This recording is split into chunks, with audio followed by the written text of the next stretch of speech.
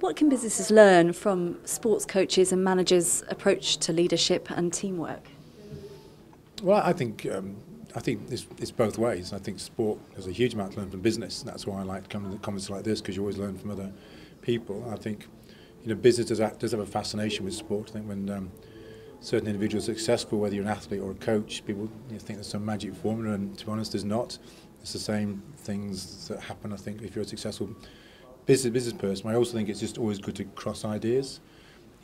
Sport to sport or sport to business is always a healthy thing to do, and I think the moment you stop doing that or stop learning, there's a good chance you'll come second. So I think it's just a two-way street.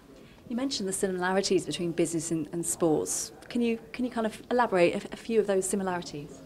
Well, I was lucky. I had 18 years in business before rugby then went professional, so I became the first full-time coach of England. But before that, I had two business careers. One was with Xerox for 9 years, including working in Australia for them, yes, with a big corporate. And then I ran my own small leasing and finance company, based on the skills that I learned from Xerox, really, which I ran for nearly 8 years before moving into full-time sport. And really, they are the same. It is about leadership, it is about managing people, it's about creating the right environment, and there is no different. Your sport just may be a little bit more high profile because you just can't hide week in, week out from the results, where sometimes business you wait a year to see everyone's figures or what's really gone on, where sport's every day. But there is no difference. It is about people.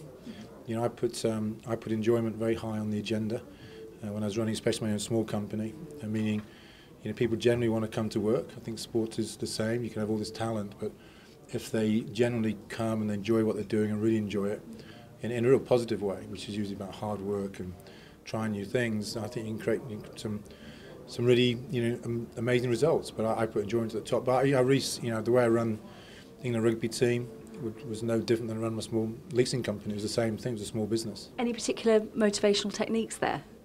It's not motivational techniques. I'm not sure about the word of motivation. I just think I think everybody, players, coaches, management, you kind of got to earn trust and respect. You don't get it just because you're the boss or you're in charge. It's the quality of your actions. So I think if you just do all the right things and literally the classic throw the kitchen sink at things tend to get done. So there's no magic to it. That's why I keep saying to everyone, there's no magic formula. You need a bit of luck. You need a lot of hard work. But to me, it's always about people. If you get the right people in your team, I think that's a good start. And there's a real a real skill to that in terms of not just getting them in the team, but what you do with them. Do you really give them responsibility? Do you allow everyone in your company to really engage and feel they can make a contribution, from the guy driving the forklift truck or anybody from the chief executive? Everyone's got something to say, and you've got to listen to those views and take that on board. So I think you want to get total engagement from everybody and not think just because you're in charge of something that all the ideas got to come from you,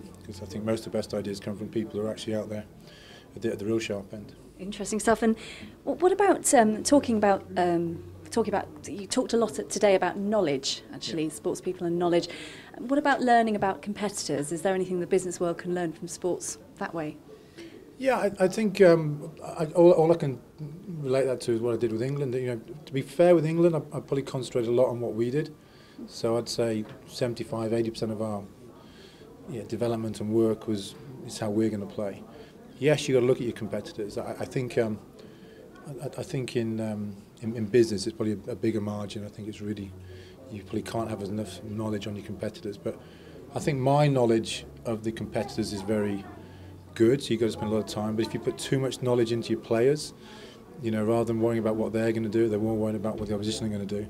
It can go the wrong way. So, I'd put a limited amount of knowledge into a player about the competition, but my knowledge would be huge because it would reflect the way I coach, the way I set the team up and everything else. So I think just the degrees of who actually you give that knowledge to, but their knowledge about what they do is huge, absolutely massive, and that's what this presentation was all about today, about how you capture it just to make them a better player. They've got to have more knowledge than the person they're competing with. The theme of the conference today is the UK's place in the world, the UK's global trading role. Do you think business has anything to learn from sports about, from sports exports? That we have many successful ones, the Premier League and Formula One, to name just two. Is there something to learn there? I'm sure there is, but I probably can't answer it if I'm honest. I just think I was lucky enough to work in Australia for 5 years, and first two children were born in Australia, so I kind of love Australia and got huge respect for what they do in sport. And we were there in the 80s, and I think it has been a big step change in this country. I think, you know, when I was living there, certainly there were, you know, I don't think they had a lot of respect for what happening in the UK with our sport. I think that's completely changed around in the last decade.